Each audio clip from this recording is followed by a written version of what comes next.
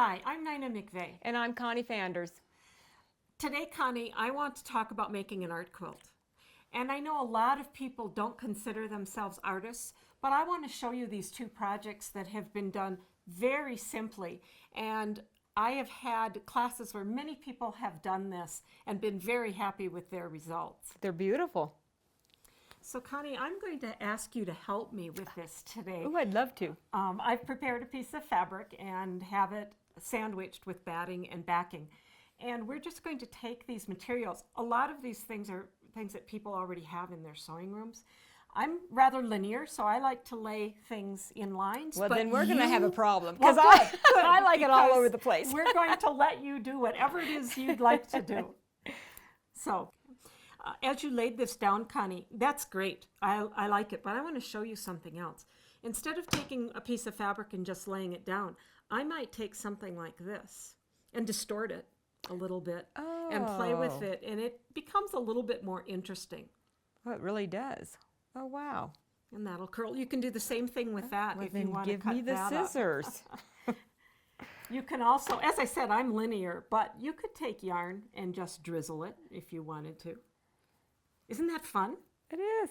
And that's going to add a little bit more sparkle to the piece. I love all the different trims and ribbons. And what is this, flowers? These are silk flowers.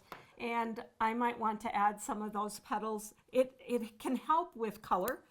This one is a little bit lighter and doesn't have a lot of color. And I'm just going to pull these petals off the plastic stems and use them that way. That is Isn't that so cool? neat. I love it. Every one is different. Well, it would be. I mean, I don't know that I could make two alike. To add a little bit of sparkle to this, I have a small piece of sparkle netting, and I'm just going to lay that somewhere in here. I could also drizzle some various threads and glitter and that kind of thing. To hold this all together so I can work on it at the machine, I'm going to put a piece of illusion netting, that's the very fine bridal netting, and secure it with a couple of pins so that things don't fall out when I take it to the machine. Well, and that's really all you need, because that netting is going to hold everything in place. So what techniques now are you going to use to sew all of this down? Well, I'm going to use two very basic quilting techniques. The first one, I am going to use the leather roller foot, one of my favorite feet for quilting, and I'm just going to be doing some lines and echoing lines with that leather roller foot. The leather roller foot will glide over the top of all of these things very easily.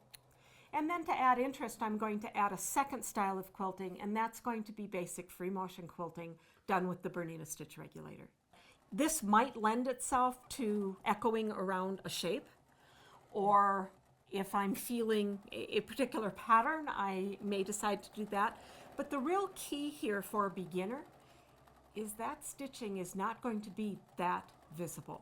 It kind of gets disguised in everything else that's happening here, so you can relax, breathe, and just free motion to your heart's content. Well, this has been really fascinating, Nina.